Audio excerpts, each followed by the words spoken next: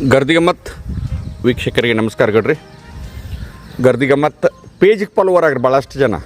ಯಾಕಂದ್ರೆ ನಮ್ಮ ಎಲ್ಲ ಎಪಿಸೋಡ್ಗಳು ಪ್ರತಿ ದಿವಸ 7ರಿಂದ 8 ಗರ್ದಿಗಮ್ಮತ್ ಪೇಜಿಗೆ ಬರ್ತಾವೆ. ಕೆಲವೊಂದು ಕಾಪಿ ರೈಟ್ ಬರ್ತಾವಂತ ಯೂಟ್ಯೂಬ್ದಾಗ ಹಾಕೋಕ್ಕಾಗೋದಿಲ್ಲ ನಮಗೆ.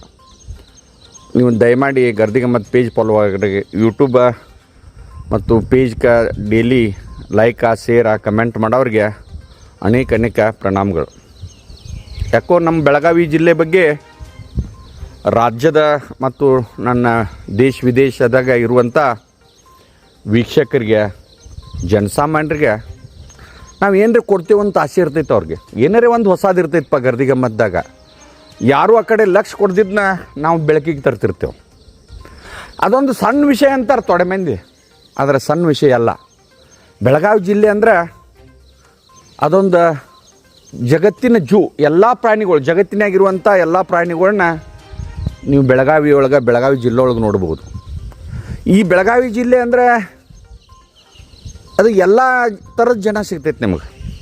ಸರ್ಕಾರಕ್ಕೆ ಟೊಪ್ಪಿಗೆ ಹಾಕೋರ, ಜನರಿಗೆ ಮೋಸ ಮಾಡೋರ, ತಮ್ಮ ಅಧಿಕಾರವನ್ನು ದುರುಪಯೋಗ ಮಾಡಿಕೊಳ್ಳುವವರ, ಜನರಿಗೆ ಮೋಸ ಮಾಡಿಸ್ಕೊಳ್ಳೋರ, ಯಾವ ರೀತಿ ನಮ್ಮ ಕಾನೂನನ್ನು ಯಾವ ರೀತಿ ನಾವು ಉಪಯೋಗ ಮಾಡ್ಕೊಂಡ್ರೆ ಬದುಕ್ತೇವೆ ಮತ್ತು ಆ ಕಾನೂನದಾಗ ಸಿಗದಂಗೆ ಸಹಾಯ ಮಾಡುವಂಥ ಬುದ್ಧಿವಂತರು ಎಲ್ಲರೂ ನಮ್ಮ ಜಿಲ್ಲಾದಾಗ ಸಿಗ್ತಾರೆ. ಇದೊಂದು ವಿಶಿಷ್ಟ ಜಿಲ್ಲೆ. ಇಲ್ಲಿ ಏನು ಮಾಡಿದರೂ ಯಾರೂ ಕೇಳೋದಿಲ್ಲ. ಅಧಿಕಾರಿಗಳನ್ನ ಕೇಳಬೇಕಾದಂಥ ಮೇಲಾಧಿಕಾರಿಗಳು ಕೇಳೋದಿಲ್ಲ. ಅನೇಕ ಸಲ ನಾವು ದಾಖಲೆ ಇಟ್ಕೊಂಡು ಮಾತಾಡಿದ್ರೂ ಅವ್ರ ಉಳಿತಾರೆ. ಉಳಿಲಿ ಪಾಪ. ಯಾಕಂದ್ರೆ ಸಪೋರ್ಟ್ಗಳು ಇರ್ತಾವೆ, ಅವ್ರನ್ನ ರಕ್ಷಣೆ ಮಾಡುವಂಥವ್ರು ಇರ್ತಾರೆ. ಇರಲಿ, ಅದು ಮಾಡಲಿ. 2 ದಿವಸ ನೋಡೋಣ. ಒಂದು ದಿವಸ ಕಾಲ ಬಂದಾಗ ಅದಕ್ಕೆ ತಕ್ಕ ಶಾಸ್ತ್ರ ಆಗ್ತೈತೆ. ವಿನಯ್ ಕುಲಕರ್ಣಿ ಅವರ ಎಲ್ಲ ಮಾಡಿದ್ರು ಪಾಪ. ಎಲ್ಲ ಚಾರ್ಜ್ ಶೀಟು ಹಾಕಿದ್ರು. ಆದ್ರೆ ಒಂದು ಕಾಲಕ್ಕೆ ಅವ್ರ ಟೈಮ್ ಕೆಟ್ಟೈತಿದಾಗ ಪಾಪ ಜೈಲ್ನಾಗ ಹೋಗುವಂಥ ಪ್ರಸಂಗ ಇಂಥ ಅನೇಕ ಪ್ರಕರಣಗಳು ಅದಾವೆ. ಅಧಿಕಾರಿಗಳ ನಿರಾಳನ ಅದಾರ. ಇರಲಿ. ಈಗ ನಾ ಹೇಳಕ್ಕೆ ಹೊಂಟಿದ್ದು, ಇವತ್ತು ಹೊಸ ಸರ್ಕಾರ ಬಂತು. ಜೂನ್ 3ನೇ ತಾರೀಕು ಆಗಿರ್ಬೇಕು. 13 ಮಂದಿ ಮಂತ್ರಿಮಂಡಲದಾಗ ಮಂತ್ರಿಗಳಾಗಿ ಪ್ರಮಾಣ ವಚನ ಸ್ವೀಕಾರ ಮಾಡ್ರಿ. ಬೆಂಗಳೂರಿನಾಗ ವಿಧಾನಸೌಧದಾಗ ಮುಖ್ಯಮಂತ್ರಿ ಅಲ್ಲಿ ಇಳಿಗುಡ್ದ ಸಿದ್ದರಾಮಯ್ಯನವ್ರ ಚಂಬರ್ದ ಫೋಟೋ ತೆಗೆದ ಆಮ್ಯಾಗ ಎಷ್ಟು ಮಂದಿ ಮಂತ್ರಿಗಳು ಇದ್ರಲ್ಲ ಅಲ್ಲಿ ವಿಧಾನಸೌಧದಾಗ ಎಲ್ಲರೂ ತೆಗೆದ ಯಾರು ಅವತ್ತು ಪ್ರಮಾಣ ವಚನ ಸ್ವೀಕಾರ ಮಾಡಿರಿ ಅವ್ರವ್ರಿಗೆ ಚಂಬರ್ ಅಲಾಟ್ ಮಾಡಿ ಹೆಸರುಗಳು ಬರೆದ್ರು. ಆದರೆ 2ನೇ ರಾಜಧಾನಿ ಬೆಳಗಾವಿಯ ಒಂದು ಕಿತ್ತೂರು ಕರ್ನಾಟಕದಲ್ಲಿ ಆಗಿರುವಂಥ ಒಂದು ಸುವರ್ಣಸೌಧ, ಅನೇಕ ಸರ್ಕಾರಿ ಅಲ್ಲಿ ಒಂದು ಆಫೀಸ್ಗಳು ಆಗಿದ್ದಾವೆ. ಸ್ವಲ್ಪ ಅಲ್ಲಿ IAS ಆಫೀಸರ್ಗಳು ಡೈಲಿ ಹೋಗ್ತಿರ್ತಾರೆ. ಅಲ್ಲಿ ಇವತ್ತು ನಿರ್ವಹಣೆ ಮಾಡೋಕೆ ಅನೇಕ ಅಧಿಕಾರಿಗಳು ಅದಾರ. ಸುವರ್ಣಸೌಧ ನಿರ್ವಹಣೆ ಮಾಡೋಕ್ಕೆ, ಅದರ ಸ್ವಚ್ಛತಾ ಕಾಪಾಡೋಕ್ಕೆ, ಅಲ್ಲಿ ಏನು ನಡೆದೈತೆ ನೋಡೋಕೆ ಅಧಿಕಾರಿಗಳನ್ನ ಸರ್ಕಾರ ಇಟ್ಟೈತಿ. ಅಚಾನಕ್ಕಾಗಿ ನಾನು ನಿನ್ನೆ ಆ ಸುವರ್ಣಸೌಧಕ್ಕೆ ಹೋದಾಗ ನನ್ನ ಕಣ್ಣಿಗೆ ಮುಖ್ಯಮಂತ್ರಿ ಸಿದ್ದರಾಮಯ್ಯ ಅನ್ನೋ ಒಂದು ಚಂಬರ್ ಕಂಡು ಬಂತು ನನಗೆ. ಅರೆ ಅಂತೇಳಿ ಏನು ನಾನು ಕನ್ಫ್ಯೂಸ್ ಆಗಕತ್ತೆ. ಮುಖ್ಯಮಂತ್ರಿ ಸಿದ್ದರಾಮಯ್ಯನವ್ರು ಅಂದ್ಕೂಡಲೇ ಏನು ನನಗೆ ಹಿಂದಾದದ್ದು ಕನಸಿನಾಗ ಆತೇನ. DK ಶಿವಕುಮಾರ್ ಅವ್ರು ಪ್ರಮಾಣ ವಚನ ಸ್ವೀಕಾರ ಮಾಡಿದ್ದ ಇನ್ನು ಈ ಸುವರ್ಣಸೌಧ ಅಧಿಕಾರಿಗಳು ನಿರ್ವಹಣೆ ಮಾಡುವ ಅಧಿಕಾರಿಗಳಿಗೆ ಗೊತ್ತಾಗೈತೋ ಇಲ್ಲೋ. ಸಿದ್ದರಾಮಯ್ಯನವ್ರು ಮುಖ್ಯಮಂತ್ರಿ ಅಂತ ಕಂಡುಬಿಡ್ದೆ ನನಗೆ ಕೌತುಕ ಹೆಚ್ಚಾತ.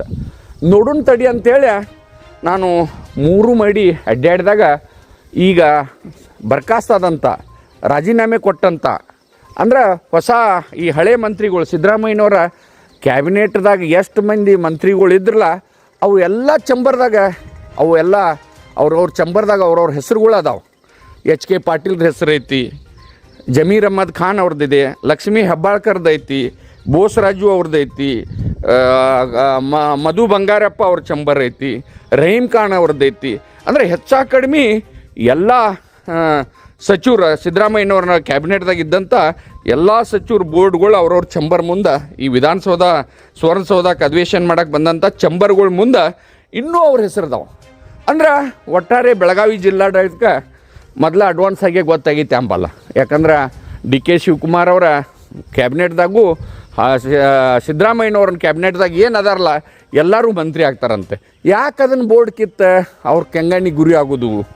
ಆಮ್ಯಾಗ ಖಾತೆ ಬದಲಾದಂಥ ರಾಮಲಿಂಗಾರೆಡ್ಡಿ ಅವ್ರ ಹಳೆ ಖಾತೆದ ಮ್ಯಾಗನ ಇನ್ನೂ ಅಲ್ಲಿ ಬೋರ್ಡ್ ಐತಿ. ಕೃಷ್ಣ ಬೈರೇಗೌಡ್ರ ಹಳೆ ಖಾತೆ ಮ್ಯಾಗಿಂದನೇ ಬೋರ್ಡ್ ಐತಿ. ಟೋಟಲ್ ಅಂದ್ರೆ ವಿಧಾನಸೌಧ ಕಡೆ ಯಾವ ಅಧಿಕಾರಿಗಳು ಲಕ್ಷ ಕೊಡ್ತಾರೋ ಇಲ್ಲೋ. ಆ ಚಂಬರ್ ಮುಂದೆ ಅವರ ಹೆಸರು ಅವರ ಸರ್ಕಾರ ಅವರ ಮಂತ್ರಿಗೆ ಹೋದಾಗನೂ ಅದು ಇಡಕ್ಕೆ ಅವಕಾಶ ಐತೆ. ಸಣ್ಣ ವಿಷಯ ಇದೆ, ಆದ್ರೆ ಅಲ್ಲಿ ಅಧಿಕಾರಿಗಳು ಅನೇಕ ಜನ ಅಧಿಕಾರಿಗಳು ಅಡ್ಡಾಡ್ತಾರೆ, ಅನೇಕ ಜನ ಚಿಂತಕರು ಅಡ್ಡಾಡ್ತಾರೆ. ಆದ್ರೆ ಒಬ್ಬರು ಆ ಕಡೆ ಲಕ್ಷ ಕೊಟ್ಟಿಲ್ಲ. ಯಾಕಂದ್ರೆ ಸರ್ಕಾರಕ್ಕೆ ಅಪಮಾನ ಮಾಡಬಾರ್ದು, ಆ ಹುದ್ದೆಗಳಿಗೆ ಅಪಮಾನ ಮಾಡಬಾರ್ದು, ಆ ವ್ಯಕ್ತಿಗಳಿಗೆ ಮಂತ್ರಿಗಳಿಗೆ ಅಪಮಾನ ಮಾಡಬಾರ್ದು. ಯಾವಾಗಾದರೂ ನಾವು ಅದನ್ನು ಅಲ್ಲಿ ಇಟ್ಟು ನೀವು 2 ದಿವಸ ಆಯ್ಕೆ ಮಾಡ್ರಂತ ಅದನ್ನು ಅವ್ರಿಗೆ ಅಣಕ್ಸಾಕಿ ಇಟ್ಟಿದ್ದಾರೋ ಅಧಿಕಾರಿಗಳ, ಅಥವಾ ಅವರ ಮತ್ತು ಹೊಳ್ಳಿ ಮಂತ್ರಿಯಾಗಿ ಬರ್ತಾರೆ ಅನ್ನೋದಕ್ಕೆ ಇಟ್ಟಿದ್ದಾರೋ. ಇದೊಂದು ಸಣ್ಣ ವಿಷಯ. ಆದರೆ ಇವತ್ತು ಅಲ್ಲೆಲ್ಲ ಅಡ್ಡಾಡುವಂಥ ಜನ ಒಂದು ಸಂವಿಧಾನದ ಗೌರವಯುತವಾಗಿ ಅವರ ಸರ್ಕಾರ ಬರ್ಖಾಸ್ತಾದಾಗ ಅವ್ರ ಹೆಸರುಗಳ ತೆಗೆದು ಇಡಬೇಕಾದದ್ದು ಸರ್ಕಾರಿ ಅಧಿಕಾರಿಗಳ ಕರ್ತವ್ಯ. ಇದು ಅಧಿಕಾರ ಲೋಪ ಅಂತಾರೋ ಏನಂತಾರೋ ನನಗಂತೂ ಗೊತ್ತಿಲ್ಲ, ಸಣ್ಣ ವಿಷಯ. ಆದ್ರೆ ಅಂಥ ಒಂದು ಚೆನ್ನಮ್ಮನ ಒಂದು ನಾಡಿನೊಳಗೆ ಅವರ ಬೋರ್ಡ್ಗಳ್ನ ಇನ್ನೂ ಇಟ್ಟಿದ್ದ ಯಾಕೆ ಇಟ್ಟಿದ್ದಾರೆ ನನಗಂತೂ ಗೊತ್ತಾಗ್ಬತ್ತೆ. ಇದು ಯಾರಿಗೆ ಇದನ್ನು ಆರೋಪ ಮಾಡ್ಬೇಕು ನಾವು, ಸಣ್ಣ ವಿಷಯ. ಆದ್ರೆ ನೀವು ದಯಮಾಡಿ ಇಂಥವ್ ಕಡೆ ಲಕ್ಷ ಕೊಡುತ್ತ ಬರ್ರಿ. ಅಧಿಕಾರಿ ವರ್ಗ ಬೇಕಾರೆ ಅವರ ಮುಂದುವರಿಲ್ಲ ಅಂತೇಳಿ ಅವನ್ನ ಮತ್ತೊಬ್ಬರು ಮಂತ್ರಿಮಂಡಲದಾಗ ಬಂದರೂ ದಯಮಾಡಿ ಆ ಬೋರ್ಡ್ಗಳು ಕೇಳಕ್ಕೆ ಹೋಗ್ಬೇಡ. ಸಿದ್ದರಾಮಯ್ಯನವ್ರಿಗೂ ಅಪಮಾನ ಆಗ್ತೈತಿ.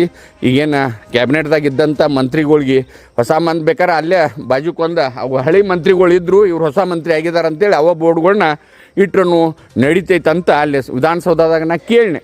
ಇಲ್ರಿ ಅವ್ರದ್ದು ಬೋರ್ಡ್ ಇರೋದನ್ನು ಮತ್ತು ಹೊಸದಾಗಿ ಬಂದವ್ರದ್ದು ಹಾಕ್ತಾರೆ ಇಲ್ಲಿ ಆಡಳಿತ ಮಂಡಳಿ. ಅಷ್ಟು ವಿಶ್ವಾಸ ಐತಿ, ಜನರ ಮ್ಯಾಗ ವಿಶ್ವಾಸ ಐತಿ. ಒಂದು ಈ ಸುವರ್ಣಸೌಧದಾಗ ಆದ ಘಟನೆ ನಿಮ್ಮ ಮುಂದಿಡತ್ತು. ಇದು ತಪ್ಪು ಸರಿನೋ ಸಣ್ಣ ವಿಷಯ, ಆದ್ರೆ ಯಾವುದೇ ಒಂದು ಸರ್ಕಾರಕ್ಕೆ ಅಥವಾ ಇವ್ರಿಗೆ ಹಿಂಗೆ